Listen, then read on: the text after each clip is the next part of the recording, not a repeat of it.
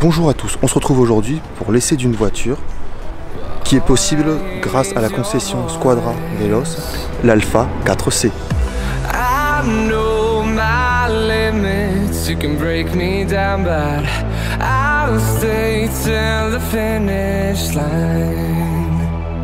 And I've been counting minutes for quite some time now, just to see you again.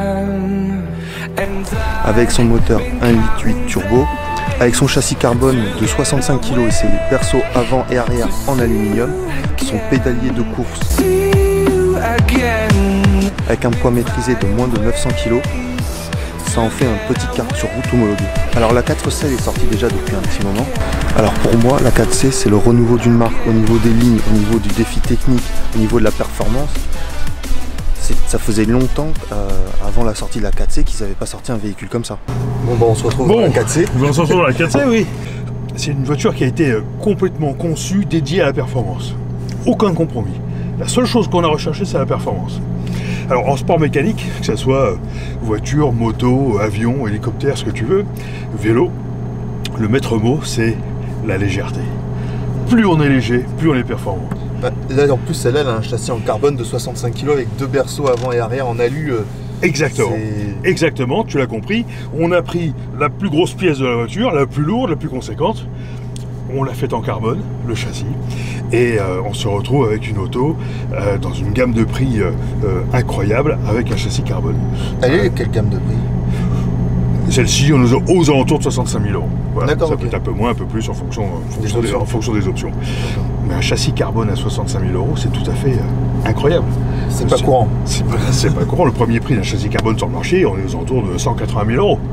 Oui. Donc c'est vraiment tout à fait exceptionnel. Bon, donc la légèreté, on l'obtient par le carbone, mais le carbone ne nous amène pas que ça, il nous amène aussi la rigidité. On a une auto qui est extrêmement rigide, qui va bien conserver ses trains, qui ne va pas se tortiller dans tous les sens, qui est vraiment très performante. Alors, avec cette légèreté, on va mettre des éléments pour contenir aussi le prix, puisque tu l'as vu, c'est pas très cher. On va mettre des éléments de série, un moteur de série, c'est le moteur qu'on a dans la Giulietta. Veloce de l'autre côté, donc c'est 1750. D'accord, c'est 1750 en 240. En 240 chevaux, exactement. 240 chevaux. Mais j'ai presque 500 kg de moins qu'une Giulietta, on met. Oui. Alors tout de suite, on passe dans un autre monde. Alors j'avais entendu dire qu'il n'y avait pas de direction assistée pour une question de poids. Exactement. Pour deux choses. Le poids, c'est une chose. C'est vrai qu'on gagne quelques kilos en enlevant la direction assistée, mais l'essentiel n'est pas là. En pilotage, on a besoin de ressentir l'ensemble des informations transmises par les roues avant au volant. Le pilote a besoin, dans son volant, de ressentir exactement tout ce qui remonte. Perte d'adhérence, patinage, blocage, surbraquage. Et ça, je n'ai plus de filtre, comme je n'ai plus de direction assistée, entre les roues avant et le volant. Et parce que la direction assistée, ça gomme. Absolument, ça filtre. C'est un filtre que tu mets entre les roues et le volant. Et donc là, on n'a plus ce filtre, c'est qui est en pilotage, c'est juste parfait. Alors tu vas la trouver un petit peu lourde. Là, au démarrage, sur la première, et ensuite dès que ça roule, c'est fini, c'est un vélo. Donc ah oui, ça va chercher le levier. Je ne cherche pas de levier. Alors, tu sais que dans le monde Alfa Romeo, on a le DNA qui est ici, qui va changer le caractère de la voiture en fonction de nos besoins. On va commencer cet essai par le mode A, le plus soft, dans le weather. Là, c'est là qu'on a une accélération la plus facile à doser, un peu moins de puissance, des lois de SP d'anti-patinage très présentes. Au fur et à mesure de l'essai, j'avancerai vers les modes plus sportifs et on terminera par le mode dynamique. Ah, par contre, la pédale de frein est très sensible. Non, mais tu vas voir, en roulant, comme toutes les nouvelles voitures que tu conduis, il y a une adaptation à avoir sur la sensibilité des commandes. Alors, tu as un petit pare-soleil là-haut si tu le souhaites. Ouais. Ah oui, il est vraiment petit. Ah oui, oui. Pas trop de poids, sinon c'est... Le poids, l'ennemi absolu. C'est ça. Tu ne trouveras rien de superflu dans cette auto. Chaque gramme a été... chaque gain de poids a été recherché, chaque gramme est important. Ici, absence totale d'inertie. Changement de direction, freinage, tout droit. Changement de direction, freinage, accélération. Et la deuxième chose que tu vas ressentir, c'est le couple moteur. Vas-y, accélère, tu es en cinquième, là, vas-y, accélère, bon, ça va te revenir un peu en 4, mais tu as vu, en repartant de très bas en régime, ça repart extrêmement facilement. Parce que là, on était à 2005. Oui, mais tu as vu, ça repart vraiment complètement. D'ailleurs, cette voiture, même en pilotage, ne va pas s'utiliser très haut dans les tours, on va beaucoup travailler sur le couple. D'accord. Non, mais c'est vrai qu'elle est plutôt plaisante à conduire et même on sent le volant qui... Bah, ça communique. Ah, ça communique complètement. Tu vas voir, extrêmement directif et la voiture va suivre tout ce qui est par terre. Donc, tu dois la contrôler en permanence. Alors on prend à droite ici sur le petit tunnel.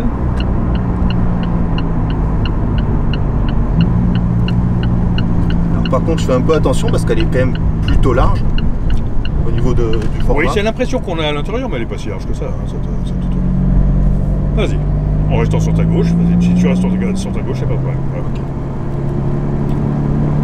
Et on va suivre l'étang. On va rester le long de l'étang. Allez, on change de mode. On va passer en mode normal. On quitte le mode all weather. Et au niveau assistance à la conduite, Alors, on est équipé ou elle est très très light aussi de ce côté-là? Alors non, il y a absolument tout. C'est une obligation sur toutes les autos aujourd'hui d'avoir l'ABS et le SP. Simplement, en jouant avec le DNA ici, eh bien, on va changer le caractère et donner plus ou moins de tolérance à ces systèmes. Tu vois là, déjà, je suis passé en N. On va avoir une voiture qui aura un anti-patinage qui interviendra un petit peu plus tard, un ESP qui interviendra un tout petit peu plus tard. Et plus je vais aller vers les modes sportifs, plus il y aura cette tolérance. Alors, pour ton information, mais on ne l'utilisera pas ici. Vas-y, on reste à droite. Pour ton information, il y a un dernier mode sur le DNA qui est caché, qu'on ne voit pas là. Si je reste poussé après le mode dynamique, pendant quelques secondes, je vais passer en mode race. D'accord. Alors là, attention, là il n'y a plus d'anti-patinage, il n'y a plus de SP, donc à n'utiliser que sur circuit. D'accord. Et encore, en sachant faire. Il est bon de prendre plutôt quelques cours avant de lâcher toute la cavalerie et toute la puissance. Allez, vas-y, tu peux commencer à profiter un peu du moteur. Allez, vas-y, appuie. Allez.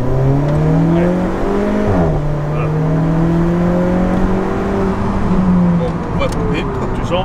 Ah ouais, non, mais Voilà. ça repart. Et en plus, j'étais pas dans les tours. Hein. Non, mais t'as vu, c'est vraiment extrêmement... cette légèreté nous amène tout ça. Ce type d'accélération... Oui, parce qu'au final, c'est qu'un petit 1 litre turbo. Exactement. Mais Exactement, 240 chevaux en soi, c'est pas monstrueux, mais tout de suite sur cette auto, ça a un rendu exceptionnel. Ah oui. Là, c'est bluffant. Allez, au retour, je mettrai le mode dynamique. Et puis même à vitesse stabilisée. Ah ben, il est très facile d'utilisation et Oui, mais même il y a un bruit moteur qui est un grognement qui est vraiment agréable. qui est très présent. Bah, pour les passionnés, c'est sûr que c'est énorme. Clairement. Malgré son turbo. L'autoradio est super fluide. Ah oui. Par contre aussi, la direction est extrêmement directe. Il suffit de faire Absolument. un quart, voire un demi-tour et c'est bon. C'est pour ça qu'il faut qu'on soit toujours présent derrière le volant de cette auto. Je te le rappelle, c'est une voiture de course qui est extrêmement réactive, donc on est prêt à contrôler tout le temps. Alors, le maintien idéal de ton volant, c'est 9h15. Tu vois, si tu mets tes mains un peu plus bas, les pouces comme ça. Voilà, là tu es la superposition. C'est-à-dire que tu as un contrôle total sur l'auto, tu as derrière les doigts les palettes pour passer les rapports. S'il y a besoin de contrebarquer, en un seul geste, c'est vraiment la position que tu dois avoir avec ce genre de voiture. Et là, je viens de tourner le volant un chouïa. Ouais. Et directement, on sent qu'elle vient se placer là, sur la trajectoire qu'on lui demande. Absolument. C'est... Précision absolue. C'est ce qu'on demande à une voiture de ce niveau. Ah oui. Bah, de toute façon, les gens qui achètent cette voiture, c'est ce qu'ils veulent. C'est une voiture que plaisir de conduire, de pilotage. Même à des vitesses raisonnables, de par sa légèreté, quand on est sur une petite route de campagne, montagne, ça bondit d'un virage à l'autre. Oui, tout droit, voilà, on va aller jusqu'au bout. Allez, profite du couple un petit peu.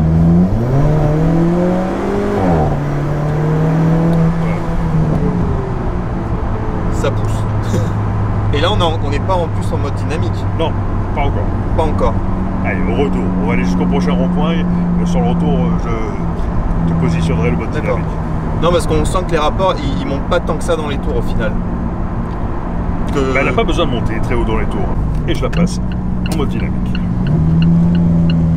Ah, on sent qu'au niveau moteur, ça libère un peu plus. Oui, absolument.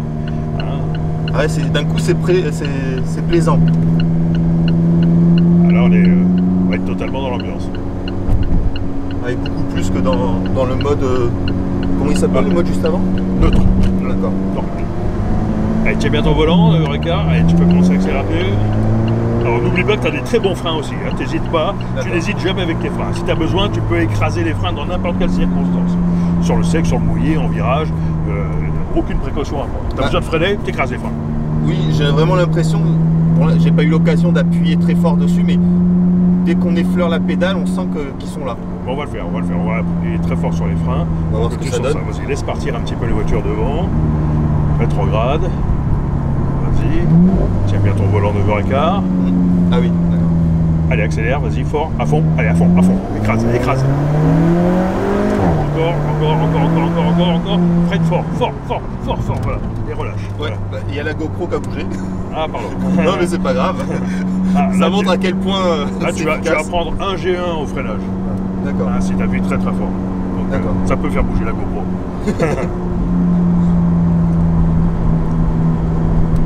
Ouais, non, mais elle est vraiment bluffante. Et on sent que c'est un petit kart, quoi. Que c'est plus, ça s'approche plus du kart que de. Je te l'ai dit, absence d'énergie. Voilà, tout est immédiat. Et en mode dynamique, c'est vrai que le son est. Ouais. Il laisse rêveur. Allez, à fond, tiens-le bien. Allez, à fond. Voilà. Encore un peu. Voilà. Frein fort. Voilà, et tu relâches. Ah ouais. Tu vois, c'est ça, hein, la 4C. On est presque dans l'esprit moto. Ah oui, et en plus, au niveau du son, du freinage, ah oui. L'anti-patinage, il déclenche un peu tard. Comment dire, j'ai l'impression que les pneus, on a l'impression qu'ils sont à la limite vraiment du dérapage. L'ABS va se déclencher plus tard sur cette voiture par rapport à d'autres, tout simplement parce que la performance au freinage est bonne, l'adhérence est très bonne. Donc l'ABS n'a pas besoin de se mettre en service. L'ABS ne se met en service que lorsqu'on arrive au blocage de la roue.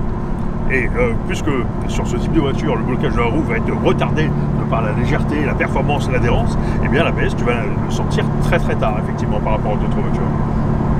C'est vrai que c'est bluffant.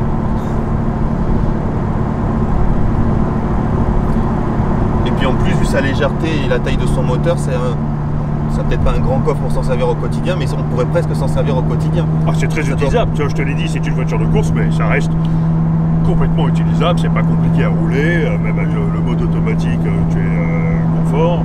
Bah, en fait, les personnes qui critiquent un peu les voitures modernes d'être trop aseptisées et qui préfèrent les voitures anciennes, ce type de voiture-là, ça leur correspond totalement. Parce que là, on est vraiment en ressenti direct, même le pédalier de course aussi. Absolument. C'est magique. Puis même la finition intérieure, elle est... Ah, c'est superbe, regarde. Ah oui. Bah, j'aime pas tous ces gros tableaux de bord, là, il y a juste ce qu'il faut. Ouais, une question de poids, hein, on n'a pas Oui, rien mis de superflu, donc voilà, mais même sans être sans faire de concession sur le poids, on a quand même un minimum, tu vois, de finition, ces petits cuirs sur le tableau de bord. Bon, on voit le gain de poids qui est recherché au maximum, parce que même les poignées de porte sont des sangles recouverts de cuir. Chaque gramme est important.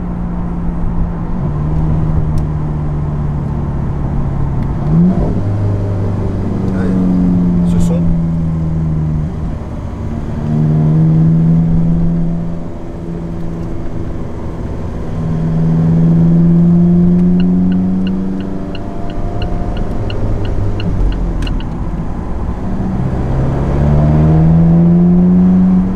Ah, ce son, il est vraiment... Ouais.